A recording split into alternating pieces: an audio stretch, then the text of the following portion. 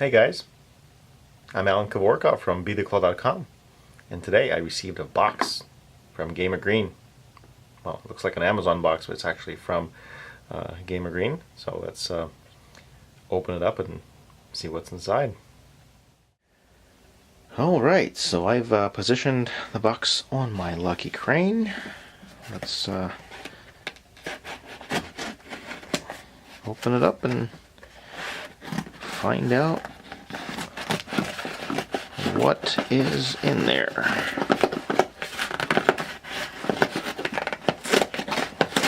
These are not the sharpest scissors, but hopefully they will do the job. Let's put it from the side. Ta-da! It is an R2-D2. I won this by submitting a Darth Vader impersonation for a contest that was run by our friends at GamerGreen. I find your lack of faith in claw machines disturbing.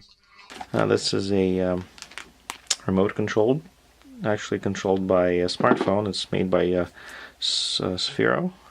I guess that's how you pronounce it. So let's open that up and take a look. Alright, so this is the box that this guy comes in. It's all black with a little Star Wars logo. Let's open it up. Ta-da! And here's the R2-D2. Wow. And he does have a bit of weight to him. The whole package weighs about 3 pounds. And definitely a nice weight to him, so hopefully he'll be pretty stable. And looks like the real thing. So it looks like he's charged via USB cable, so we'll have to plug him in. It's actually a pretty neat color for a USB cable. It's just a pretty standard micro USB, and I'll just plug it into my my phone charger, and I think that'll be it. So now I have him plugged into my phone charger, and he has an LED on the front that's slowly blinking to indicate that he is being charged. So let him sit overnight, and we'll see how he works the next day. So the first thing we need to do is find the Star Wars Droids app by Sphero, and install that. And once that's installed, you launch. It'll install some updates. You can actually skip if you want, but it's probably best to get some recent updates installed. It plays the Star Wars theme.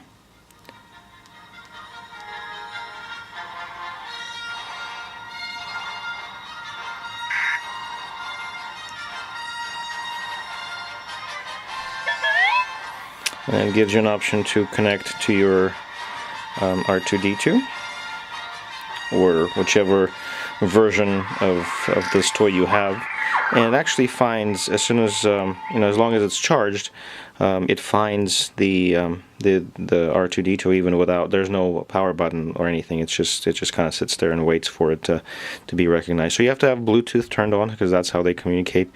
So you just select it and confirm, and as you can see, this guy is already moving.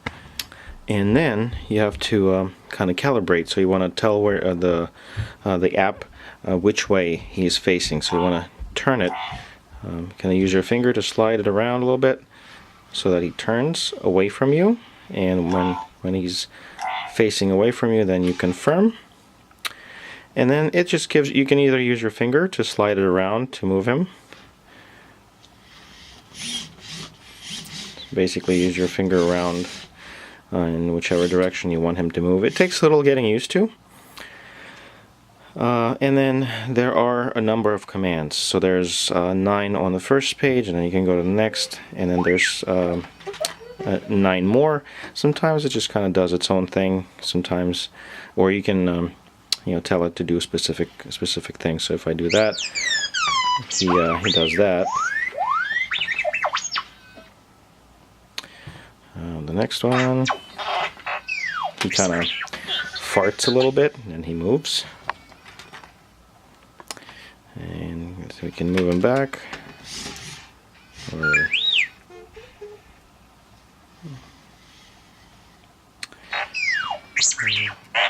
And he has a, the middle part, his third leg extends when he needs to move, or when he's just standing, it retracts back in. So there's a bunch of different functions that he can do.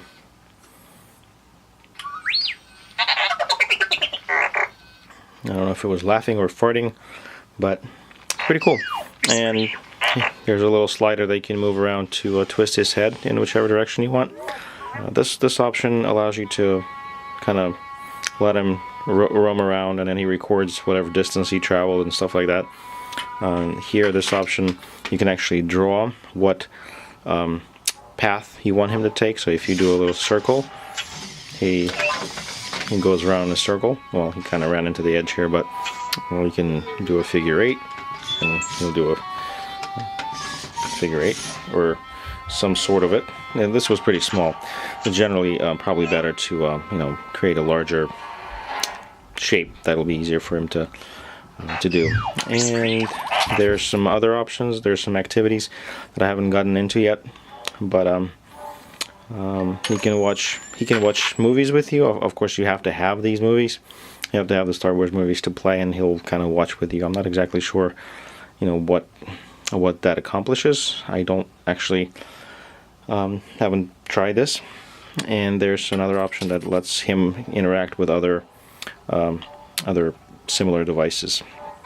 I guess there's some other accessories that you can get for it. Other droids, other toys that can work with this. Just the settings here, his max speeds, sounds, and everything like that. But my guess is that this is probably the more fun option here, where you can actually control him and make him do whatever it is that you want him to do. Like I said, it does take a bit of getting used to, but he is definitely a pretty neat toy. He charges from a USB cable, just like most Android type of phones and tablets. So it's a micro USB cable. And as soon as you exit out of the app, I don't know if the app actually has an exit button, but when you just kind of back out of the app, it says, "Do you want to quit?" You say yes, and then he just kind of turns off. So yeah, definitely a very neat toy, especially if you're a Star Wars fan. They're not cheap, but they're pretty neat. Huge thanks to GamerGreen for allowing me to win and try this out. If you're not familiar with GamerGreen, definitely check them out at GamerGreen.com. They allow you to win points called G-tickets by playing arcade machines, and redeem them online for various prizes that can be shipped to your door at no additional cost within the United States.